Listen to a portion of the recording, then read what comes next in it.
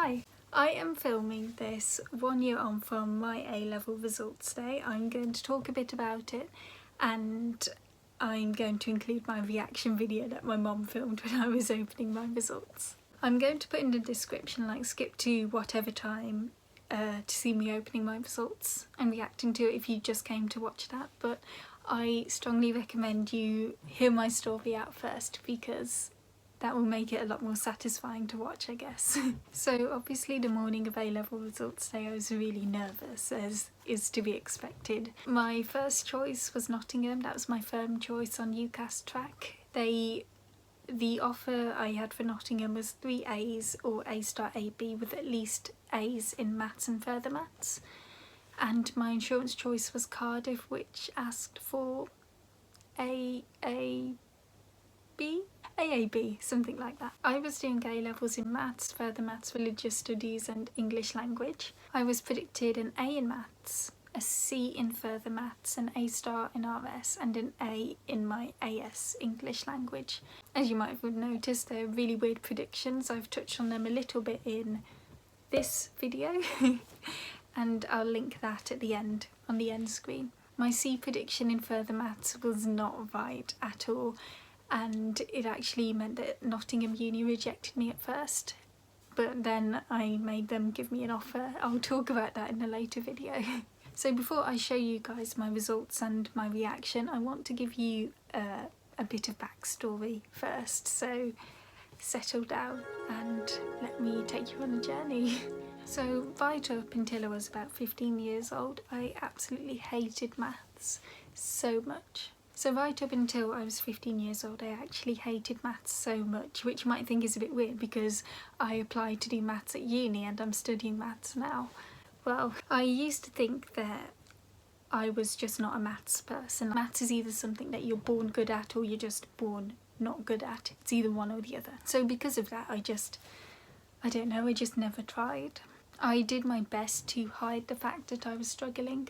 I didn't want to admit that I was really bad at something, so I would copy up homework. I just did anything to get by, really. But when I was 15, I had a really great teacher who quite inspired me quite a lot in maths and gave me quite a bit of support.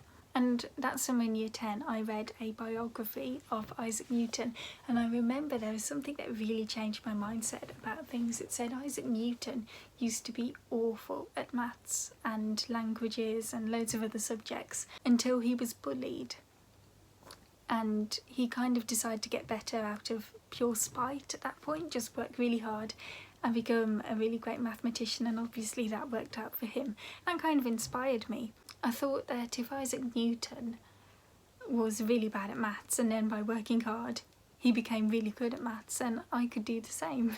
So that really inspired me, alongside my teachers working hard to support me and giving great lessons. So over the summer I don't know, I just thought, I'm really bored, I've got nothing else to do. Hey, wouldn't it be funny if I went back to school in September and I was really good at maths?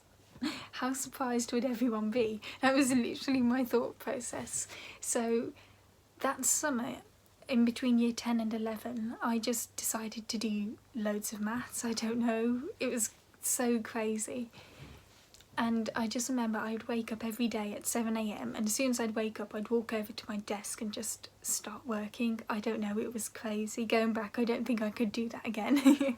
And I worked really, really hard. I used a website called My Maths, which you might still be using, and if you get over 75% on one of their exercises you get like a green smiley face, and I thought, I'm going to get green smiley faces on every single My Maths exercise. And I did that.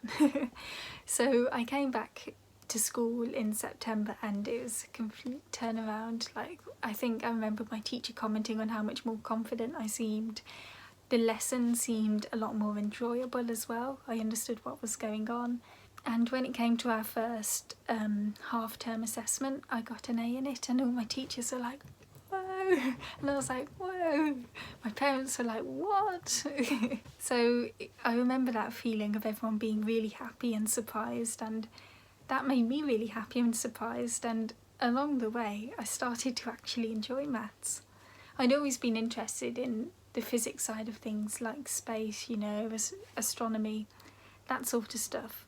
And now that I was good at maths, it made all of it so much more interesting to me as well, and that inspired me to start pursuing that as well. So if you looked at my assessment report, I had gone from a U in my last assessment to an A, just crazy. And in my GCSE at the end I ended up getting an A, and everyone was so happy and surprised. I don't know, it just made me feel really good about myself. So then it comes to picking our A-level options, and I decided to take maths and further maths at A-level, and that was a really big risk because I had only started liking and I guess becoming good at maths about 1 year prior, and everyone else in the further maths class are like crazy, you know. They were all really good at maths. They'd done a further maths GCSE, which I hadn't been entered for because obviously I was a U at the time, so they were all super prepared for this. So I was taking a big risk, but I just thought, I'm going to work hard, I'm going to do it. And I did it because I loved maths, and I just really wanted to work hard at it. But it wasn't as easy and linear as that. It wasn't just bad at maths, work hard, good at maths. Like, it wasn't a graph like that. I struggled quite a lot in year 12 at first. I struggled to adjust. I had a new teacher who was very particular. I really liked him, but he's also very particular in the way we laid out our work, things like that. And as someone who had self-taught, like their maths GCSE to themselves, I was suddenly a bit like, whoa, I don't like being told what to do with maths suddenly. So I really struggled to adjust for that first year, and I remember in one of my assessments I was getting D's and things, so I wasn't doing that well. So in our AS levels I got an A in RS. I'd always liked RS. I think I got B's in maths and further maths. So not quite what I wanted, because I wanted to do really well, turn it into, I don't know, a proper success story. Even more so than it already was, I guess. So originally in year 13 my predictions were an A star in RS, an A in English language for my AS level, and I believe it was a B in maths and a D in further maths. So even though I'd gotten a B in my AS, I was predicted a D. So all that palaver with predicted grades for me was really stressful, and I'll go into proper detail about that in a future video. Eventually my predictions were raised to A star in RS, A in maths and C in further maths, but they wouldn't put it any higher than that. So all throughout year 13 I was working so hard, I was on overdrive. I was deputy head girl as well, and I had duties with that to deal with, as well as UCAS and my A levels. And don't get me wrong, I really loved year 13, but in terms of stress and how it affected my mental health, I wouldn't do it again. Just once was enough for me. But anyway, so all of this, all my whole journey with maths up to here, it had come to these exams. These are the big exams. I was applying to do a degree in maths, which was unthinkable just 3 years ago. If you had told me when I was 15, oh yeah, you'll be doing a degree in maths in 3 years' time, I would have laughed in your face. Sorry, I'm crying a bit now. But I sat the exams and I worked really hard. I worked super hard, and I just cued at the action now, so yeah. Don't film it, what have I done badly? Bless you. Come on. Do it. The news is good news. What? I got A star in maths.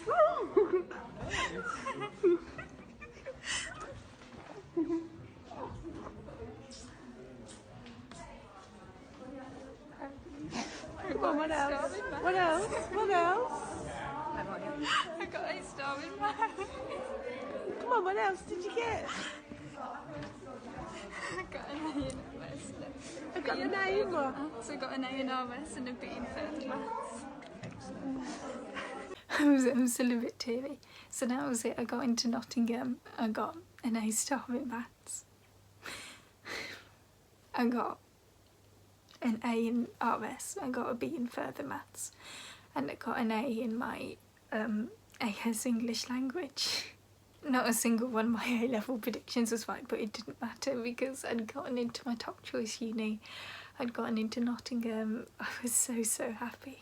I had proven everyone wrong who thought I couldn't do it, and 1 year later I'm at Nottingham now. I'm so happy here, and I'm just thriving, I guess. I hope that by telling you my story and showing you my reaction, it's inspired you to work harder. But none of this would have happened if it weren't for the amazing support and lessons I got from my teachers, and I really owe it all to them that I'm here at Nottingham right now. If any of my teachers are watching, then thank you. Bit awkward that you found my YouTube channel, but thank you. Genuinely. And if you're waiting for A-level results day, then good luck. I know how stressful A-levels can be, and I know how stressful that day is going to be, but I believe in you. You can do it. Please watch my video on my advice I've given you for results day if you'd like to know more about what to do, especially if you're going to clearing.